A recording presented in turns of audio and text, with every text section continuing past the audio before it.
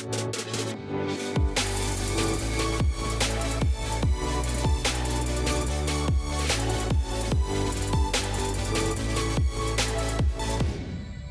you for joining us on the RP Experience. I'm your host, Andrew Regenhard, and today we have our preferred partner, John Huffman, with Innovative Design Solutions, and one of our top producing agents, Greg Sofranko, with Premier Sothebys International Realty. Today, we're going to be talking about home renovations, the do's and the don'ts of the industry, and everything between from interior to exterior in the completion of a home renovation. On that note, first, we want to see who we have welcomed on this podcast. John, do you mind telling us a little bit about yourself and why you invited Greg? Yeah, man, absolutely. So I'm a local boy here in Southwest Florida, born and raised, grew up right here in Golden Gate City. So it makes sense for me to have my business here because of the connections that I've built throughout the years.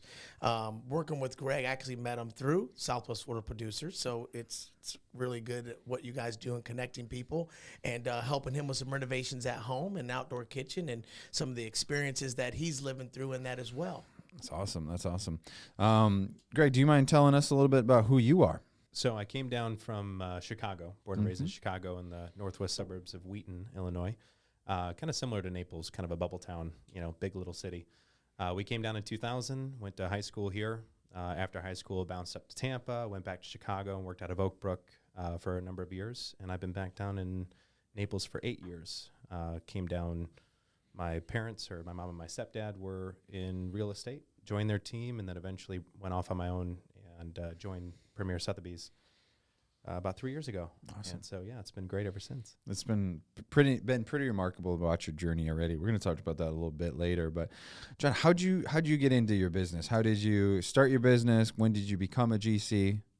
So all I've ever done is construction, right? So didn't graduate high school, so went right to work. And the easiest job to get if you don't have a high school diploma is construction. What makes me unique is what kind of construction I got into. Mm-hmm. So we did construction defects. So I specialized in fixing other contractors' work. So we were in Port Royal, back pitch balconies, windows that weren't sealed right, high-rise repair where the rebar was rusting out, expanding, creating cracks. I would take the columns apart. So I have a really good understanding of what it takes to be structural and why things don't work. So it just made sense. And I started at the broom and worked my way up to the superintendent. So not only can I run the job and sell the job, I can also do the job. Now, I don't like to do the job these days, but again, it helps me with that understanding on what works and what don't work and why it doesn't work. Mm-hmm. For sure. That's cool. And how big is your business now today? So right now we're right at that 7 million mark, revenue a year. So we've got 24 employees. Before COVID, we were at 50. We were really scaling, but did some math, and COVID really opened up my eyes on some of the fat that I had that I didn't need. So although the revenue is still the same, the profit margins have actually gotten better. Awesome. That's amazing. Yeah, I was actually surprised when I met John at one of your events and following up with him to bring him out for the kitchen. He goes, yeah, call my office and make an appointment. I'm like, dude, I'm talking to you. Mm-hmm. So, I was impressed. Yeah. I didn't know. Yeah. But it's good on you because it's a good structure that you already have. You can kind of tell that nothing's going to slip through the cracks. Right. Well, that's what happens. Is if I schedule it, well, then I double book myself. Right. And so I've learned to let the women tell me where to go. They're the bosses, right? Yeah, that's right, man. Oh, that's amazing. So what all services do you provide? Obviously, you might have some limitations, big, small. What do you do? What can you do? I mean, obviously, I love the $1 million renovation, right? Of course, don't we all? But what I've understood in my business, and people still are successful that don't operate this way. I will do the drywall patch. That's why realtors like Greg love me, because they're like, man, I need to make this sale. I got this stinking inspection list. I got some drywall. I got some paint. I call this contractor. It's too small. He won't even return my call. But what I understand here at Innovative Design Solutions is if I do that drywall patch that I charge Greg $250 for and costs me $300, well, when Greg does come across the $1 million renovation, he's not calling the jerks that didn't call him back. He's calling Innovative Design because now we have that relationship and he understands that I've got his back. So I think a little differently than a lot of people, and I'm not going to sit here and lie to you on the podcast and tell you there's times I don't pull my hair out with the small jobs and go, man, where's the fruit? But there is fruit, and it has been a springboard and very successful projects throughout my years. Yeah. Well, speaking of success, Greg, tell us a little bit about your journey within real estate so far. Licensed in January of 2014. I came down. My mom and stepdad, both in previous careers, were successful, and then they came down here, and just kind of the boom of 06 to eventually 08, found themselves buying, flipping property, moving up, and when the crash happened, they were holding a bunch of properties, and I think just decided, okay, we're probably going to get our license and have to unload some of these and save some commission. And so that's how they springboarded into real estate. Oh, that's awesome. Yeah, and I had been in sales just outside of high school. I got a job doing cell phone sales in the mall kiosk at Coastland Mall. So I was the guy hustling and flagging people down to buy a phone.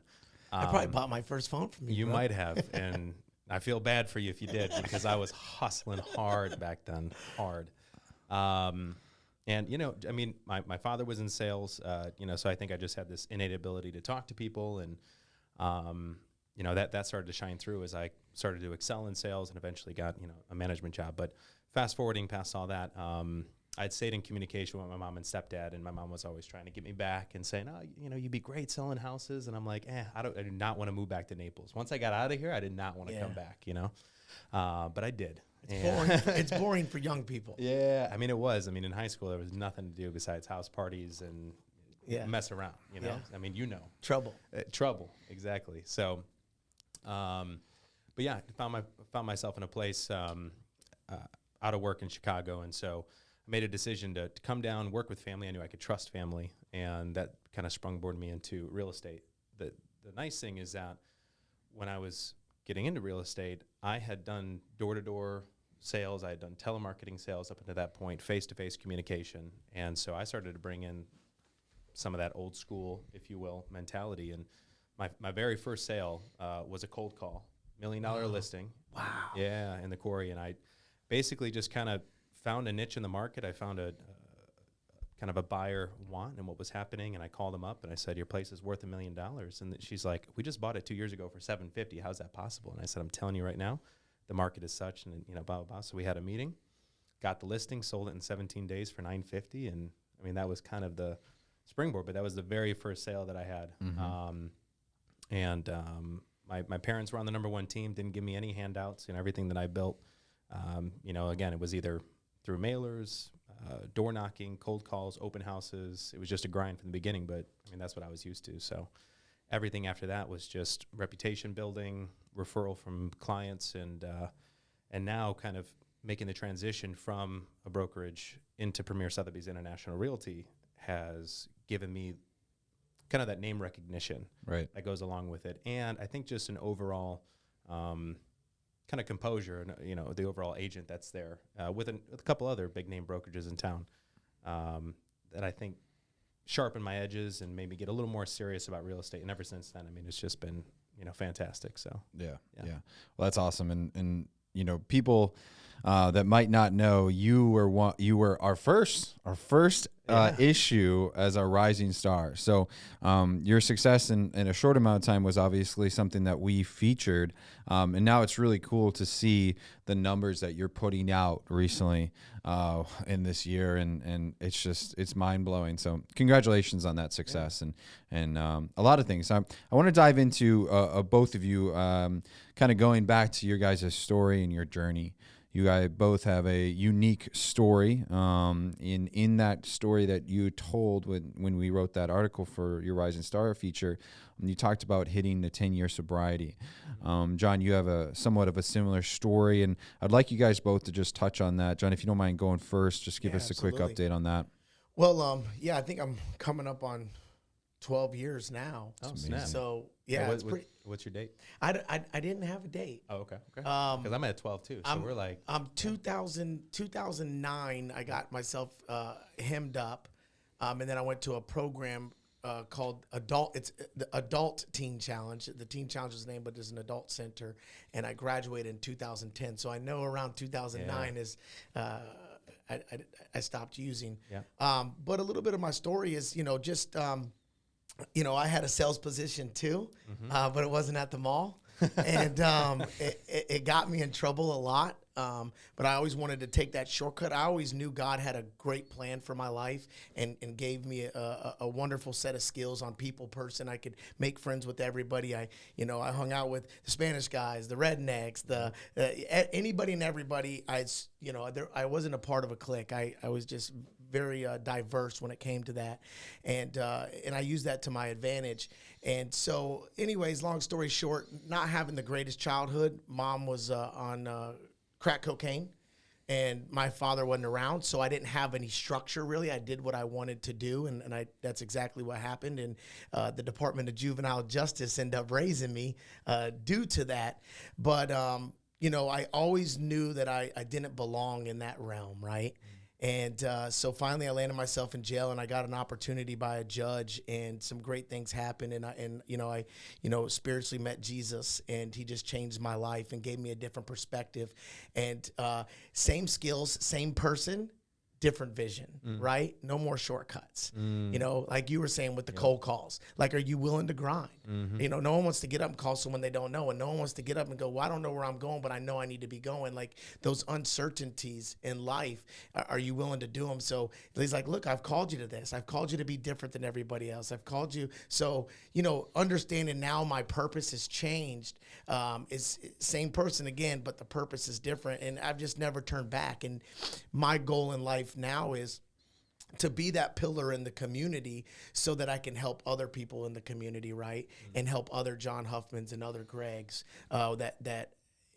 there was a time that I had no hope. Like, how did I end up here? How did this happen? So there's nothing more rewarding in my life to give somebody else hope. Like, hey man, 12 years ago, this was my picture. This was my mugshot. Oh, dude, I do that all the time. You know what I mean? Oh, yeah. Well, I used to. I don't do it too much anymore. Well, I used to show it all the time. Yeah, and it's crazy. Like, people are like, "What? No." And I'm Yeah. like, "Yeah." And they're like, "You're in my house." I'm like, "Yeah." But we're gonna lock this one. We're gonna lock that. Yeah. But the thing is, I never had a criminal record like that. But mine was mostly related with sales. The deal is there is hope, and people do change. The world will tell you, man, people don't change. Give up. That's just who they are. People don't change. And I won't grab that lie, because I've had teachers. They're in my head. The mornings that I don't want to get up and grind, that teacher, Mrs. Davis, is in my head saying, "You're not going to amount to nothing, Mr. Huffman." It's like, okay. Yeah, I'll probably be at your house later on today giving you a kitchen proposal. Yes. Look at me now. But God, So, I mean, that's what moves me. And, there was a moment too, Greg, that I was very, as I started Innovative, I was very, for lack of better words, insecure about my past. And I was in prayer one time, and I know we're not supposed to get religious, but I was in prayer one time, and the Lord told me like this. He says, listen, who puts food on your plate, me or them? So at the end of the day, I'm going to get food on my plate regardless, and that's just how I look at life. And, a lot of people embrace it. And here's the truth. Most of my clients become donors.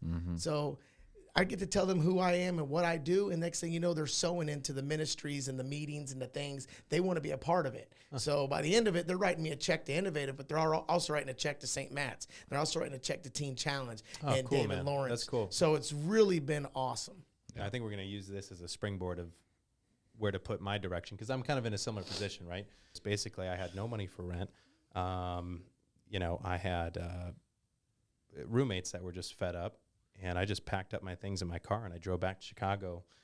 And when I landed there, the kid that I grew up with, who was at this dry cleaner, and we were going to run it together, and I got there and his dad's like, "Greg, what are you doing here?" And I was like, "I'm coming to live and work with you guys." And he's like, "Eddie, get in my effing office." Yeah. And, but he gave me a job, paid me $500 a week, and I worked 7 days a week. I worked 12 hours a day, and, but still struggled through the addiction. And eventually got my third DUI in September 28th, 2009. Oh, wow. And the next day, I knew the difference between getting sober and working a program versus getting sober and not. So I just decided, you know what, I'm going to go all in. You know, I'm really going to work this thing and really work sobriety. And, you know, even that journey afterwards was just absolutely nuts. You know, I lost my license for 5 years, had to ride a bike for 2 years. You know, I was in Chicago, had to walk to meetings. Eventually I got my license back, but I had restrictions. And then when I came down to Florida, I actually had a blow device on my car. Mm-hmm. I thought I was off of it because I had it for a year and a half prior.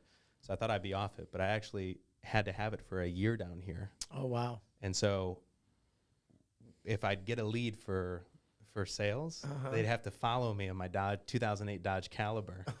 And I'd have to pretend like I was leaning down to get something out of the glove compartment to start my car because I'd have to blow in it. And so nobody knew that for the first year of real estate that I was selling, that I had this blow device in my car, and that, you know, eventually it got taken off, and you know, I got my full driving privileges restored after like 7 years.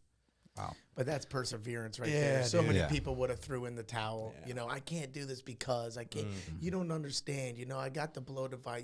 You don't get it, you know, and I just want to, you know, it's such encouragement to me that you chose to be a victor instead of a victim. You know, you're like, look, yeah, I messed up, but this is it. I'm going to figure out a way. But I hear people all the time, they hit that adversity and there's no perseverance behind it, man. They hit that wall and they just say, you know what, my life sucks, I'm throwing it in. And that's why it's on guys like us to be transparent and real and say, listen, it's not over, man. Check this out. Yeah, it's crazy. It's nuts today. I mean, looking back, I really don't think about early days until I talk about it. When I talk about it, I'm like, man, that was my life. Yeah. Because now it's like I'm worried about, you know, this $500,000 renovation on my house. Right. You know, I'm worried about the car. I'm worried about the sales, like hitting big numbers. Like it's not as raw. And when I go back there and I actually put myself there, it's so humbling. Yeah. It just totally strips down any kind of ego or facade and makes me realize what's really important. That's good. You know, What do you think the best advice that you give someone that's seeking guidance right now? for recovery.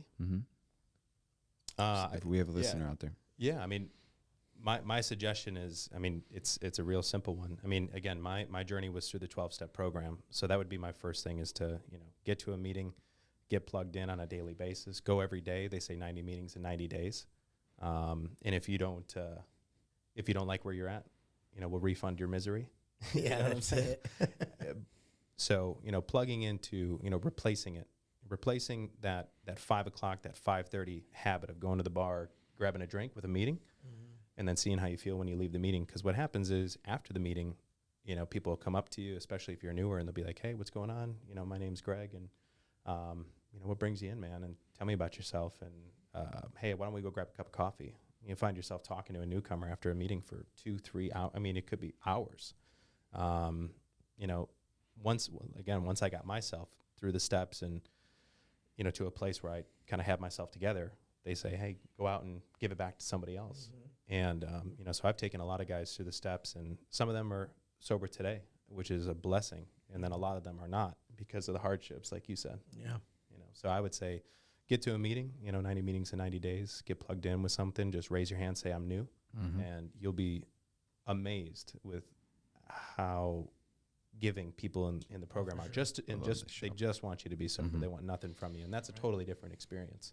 I love it, guys, and I think you just motivated a ton of people that are listening, and I really do hope that someone out there that is seeking guidance, that, you know, obviously can reach out to you guys or follow your guidance that you've been able to give them today.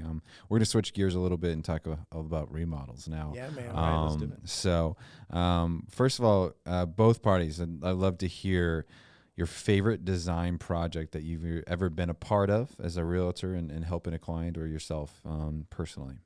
Yeah, I mean, go ahead. because I won't have too much about it. You know, I mean, the one experience that I have outside of my own house, which has been, you know, kind of a chaotic thing over the past 2.5 years. But I have been working with other contractors that I've known for a while to do flips. Yeah. And, you know, kind of seeing that process, maybe not being as hands-on, not really understanding the complexities of it like I am with my house now.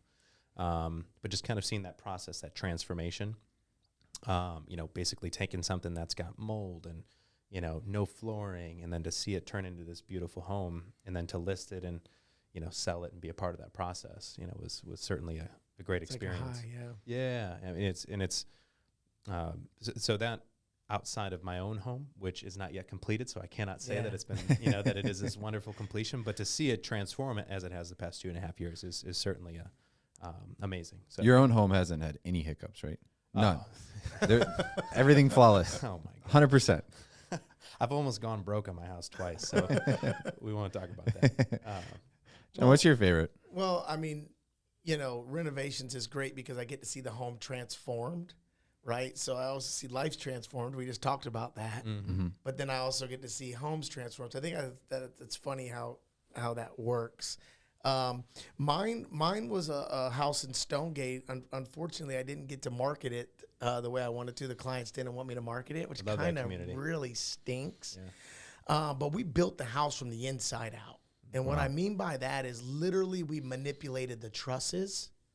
We re-poured tie beam. We took columns out, like that column right behind you. We took one out and spanded with these huge metal galvanized plates from an engineer and then bolted them and had to weld them. So, like, it would have been cheaper for them to probably tear it down and start over. I mean, but we were so far in, and just being a part of that, it was just an awesome experience for me. One of my favorite builds for sure. But one thing that I speak on construction is I always tell people this, and John with Innovative year one didn't educate like that because I was such a yes man, and I still am today. I'm a yes, yes, yes. We pull miracles. Innovative Design Solutions, that's what makes us different. We figure it out. I mean, there's times where we hit timelines where I'm like, holy crap, that was close. Like my wife's calling me like, where are you at? And I'm on my hands and knees mopping the floor and the clients are getting off the plane. Like that's how close it is. Yep. But that's what I'll do. I'll get on my hands and knees and mop the floor, whatever it takes. But I always educate our clients now is like, listen, it's controlled chaos. I'll show you an email. Lady emailed me last night, says, we love your numbers. We're going with you. She goes, can I live here? And I says, well, absolutely. But you're going to be frustrated. Oh, yeah. And I says, here's one thing. Okay, my guys are supposed to be there at 8. Well, John didn't tell me he was going to take his kids to school that day. So you're up early waiting for him at 8. He shows up at 9:30. You're on the phone with me yelling. Then you look outside and he's pulled up in his car. So now you're frustrated, or the dust, or this, or something doesn't go right. I was like, so, I always say, I've tried to walk on water.